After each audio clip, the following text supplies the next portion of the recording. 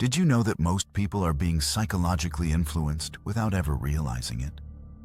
You see, there's a set of covert psychological tactics, simple, elegant, and disturbingly effective, that operate beneath the surface of everyday interactions. They're not found in classrooms. They're not taught openly. They exist in the shadows. This is the world of dark psychology. And today, you're going to see exactly how it works and how to use it or defend against it. These 10 tactics are so powerful they almost feel forbidden, and yet they're used on you every day. Let's begin. Tactic number 10, the because effect, the invisible compliance trigger. Have you ever noticed how easily people fold when they're given a reason, even if that reason makes no sense? It all comes down to one word: because. Researchers have proven this repeatedly. One famous study had people try to cut in line at a copy machine. When they simply said, "Can I go ahead?" the success rate was average. But when they added even a weak reason, "Can I go ahead because I need to make some copies?" compliance shot up. Why? Because the human brain is addicted to justification. It doesn't matter if the logic is solid or not. What matters is that the mind feels like it's been given an answer. This is why persuasive people, salespeople, cult leaders, politicians, always slip in the word because, even if what follows is emotional fluff. Use it wisely. Listen for it everywhere. Because once you see it, you can't unsee it. Tactic number 9, non-reactivity, the narcissist neutralizer. Nothing disarms manipulation faster than stillness. Bullies, narcissists, energy vampires, they all have one thing in common. They feed off your emotional response. Your anger, your defensiveness, your tears, those are fuel. But when you remain non-reactive, you rob them of oxygen. Non-reactivity isn't passive. It's a form of dominance. It says, "I choose how I respond. You don't get to steer me." It confuses toxic people. It frustrates manipulators. And it leaves them powerless. In a world that thrives on reaction, your calm is your weapon. Silence is not weakness. It's strategy. Tactic number 8. Use their name. Access their inner child. There's something ancient and primal about hearing your own name. It's more than identity. It's recognition. It's intimacy. And when used with intention, it's influence. When you say someone's name, especially in moments of tension, it softens defenses. It creates subconscious rapport.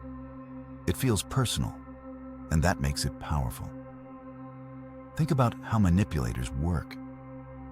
They use your name to bring you back into emotional resonance, like a reset button on the heart. Now flip that power and use it ethically. Say their name when you want attention, empathy, or impact. But beware when someone uses yours too sweetly. You might be getting played. Names are like verbal fingerprints. Use them with care. Tactic number 7. The 5-second override. Destroy delay on command. Procrastination is not laziness. It's fear disguised as logic. And here's the fix. Count down from 5 and move. That's it. Sounds simple, but it's backed by neuroscience. The brain has a short window, about 5 seconds, between intention and hesitation. And if you don't act within that window, your brain floods with doubt. The 5-second rule cuts through hesitation like a blade. It works because it triggers prefrontal cortex activation, your decision-making center, before the limbic brain, your fear center, takes over.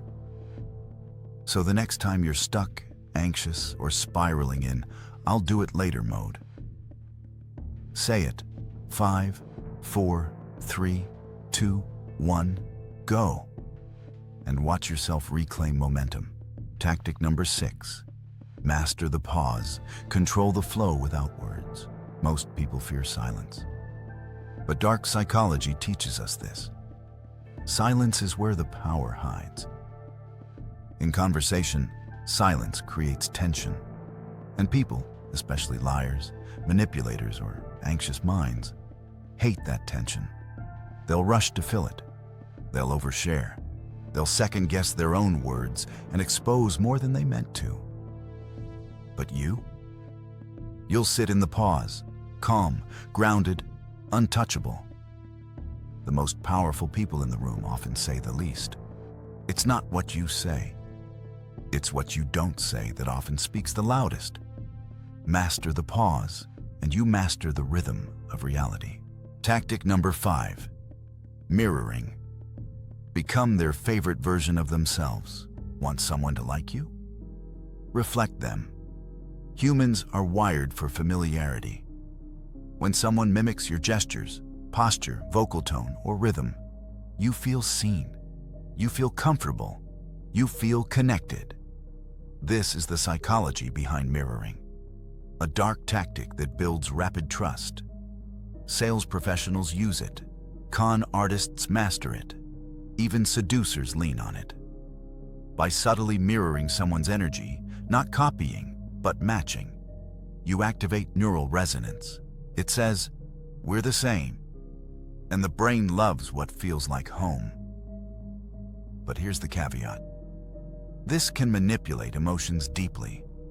So use it with intention, not to deceive, but to relate. Mirror not just their actions, mirror their humanity. Tactic number 4, strategic vulnerability. Power in disguise. One of the most misunderstood tactics in dark psychology is controlled vulnerability. When someone opens up just enough, shares a wound, a mistake, a fear, it creates an illusion of authenticity. And people fall for it. Hard. Why? Because vulnerability builds trust. But when used strategically, it becomes a gateway to emotional influence. Think of the influencer who shares a trauma story before selling a course, or the manipulative ex who cries just enough to make you stay. It's not always genuine, but it works. Use this with ethics. Share when it's real, but know that when you reveal your scars, you direct the narrative. And when others reveal theirs too quickly, ask yourself why. Tactic number 3, anchoring, controlling the frame. Anchoring is a cognitive bias that sets a mental reference point, usually the first thing you hear. Example: if I tell you this video contains forbidden knowledge, you'll evaluate everything in that light. Anchoring is everywhere. In pricing psychology, in politics, in dating, in negotiation. The first number, the first label, the first tone, it all sets the stage. Want to sound confident? Start with a bold claim. Want someone to see you as high value? Lead with strength. Want to shift someone's reality? Anchor the frame.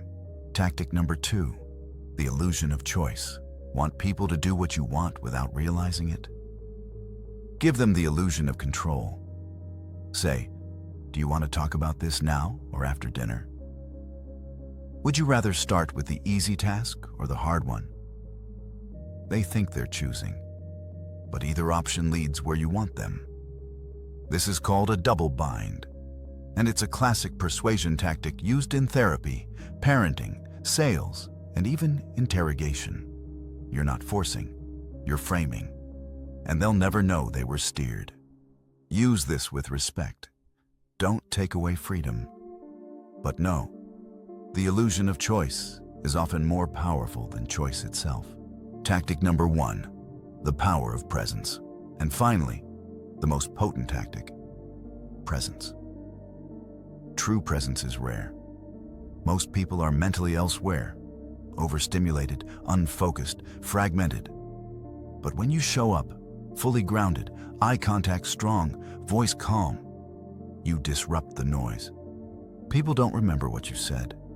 They remember how you made them feel. Presence is primal. It signals leadership, awareness, and depth. When you walk in with presence, you don't have to beg for attention. You attract it. Build this through breath, through awareness, through stillness. You don't need to control the room. You just need to be the room. Dark psychology isn't about becoming manipulative. It's about becoming aware. So you stop falling for tactics designed to exploit you and start using your mind like the weapon it truly is. If this lit something up inside you, hit that like button, subscribe to the channel, and step deeper into the hive. Join the movement. Join the frequency. This is Dark Honey, where we drip ancient truths and awaken modern power. Stay dangerous. Stay awake.